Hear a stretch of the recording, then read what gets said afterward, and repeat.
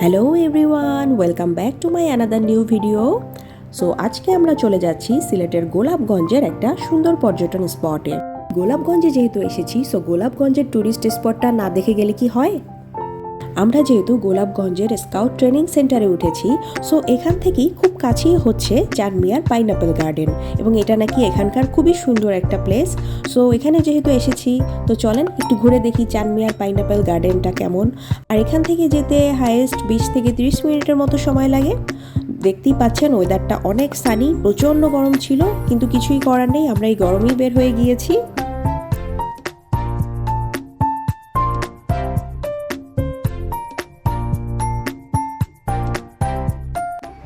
আমরা এখন চলে এসেছি বিখ্যাত চানমিয়ার পাইনাপেল গার্ডেনে।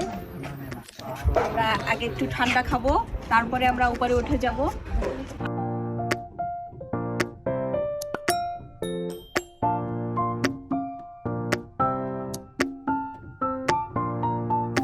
যেহেতু ফার্স্টেই বলে নিয়েছি আজকে প্রচণ্ড গরম, এই জন্য সবাই একটু এসে গরমে ফার্স্টে অস্থির হয়ে গিয়েছিলাম, বাট থ্যাংক গড যে এখানে ঠান্ডা খাওয়ার ব্যবস্থা আছে। সো ফার্স্টেই আমরা একটু লেমন ড্রিঙ্কস খেয়ে নিব, তারপরে আমরা ভিতরে চলে যাব। আর এখানের এন্ট্রি ফি হচ্ছে 30 টাকা। অনেকটা শখের বশেই এই বাগানটি করা হয়েছিল, আর এখন এটি সিলেটের গোলাপগঞ্জের একটা জনপ্রিয় পর্যটন স্পট। প্রায় ছোট বড় টিলা মিলে 70 একর এলাকা জুড়ে এই আনারস বাগানটি। বাগান করার আগ থেকেই ছোট বড় টিলা থাকার কারণে এলাকাটা বেশ সুন্দর, কিন্তু বাগান করার পরে এর সৌন্দর্য বেড়ে গিয়েছে বহুগুণ। তাছাড়া বিগত বছরগুলোতে এর সৌন্দর্য বাড়ানোর জন্য আরও অনেক কাজ করা হয়েছে।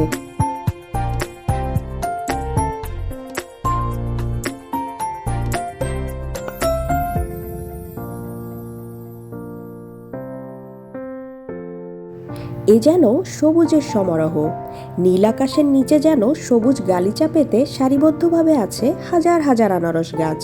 আছে উঁচু নিচু টিলা, আর টিলার মাঝে সুশৃঙ্খলভাবে করা হয়েছে আনারসের চাষাবাদ।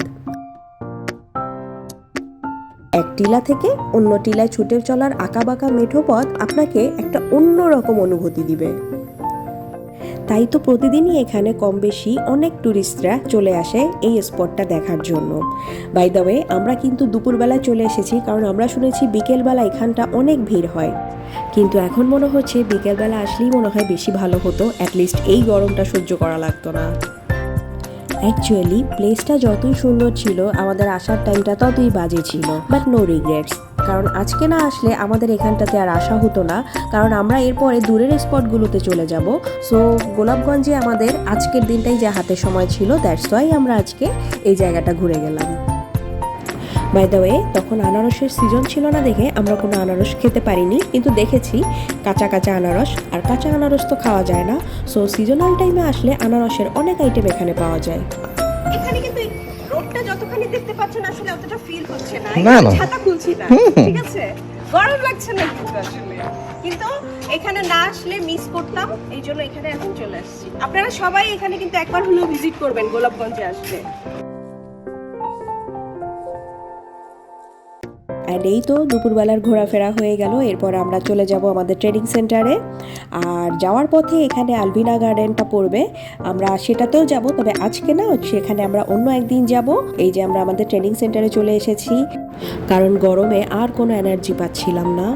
এক একজনের চেহারার অবস্থাটা একটু দেখেন, সবাই গরমে একদম একাকার। আমার ভাই তো বলছিল যে হিটে স্ট্রোক হয়নি, যে আলহামদুলিল্লাহ। এখন একটু রেস্ট না নিলেই না, কারণ সন্ধ্যার পরে আবার আমরা শাহজালালের মাজারে যাব, দেখা যাক। সো এই ছিল আমার আজকের ব্লগ, দেখা হবে আমার নতুন কোনো ভিডিওতে। টিল দেন, আল্লাহ হাফেজ, ভালো থাকবেন সবাই।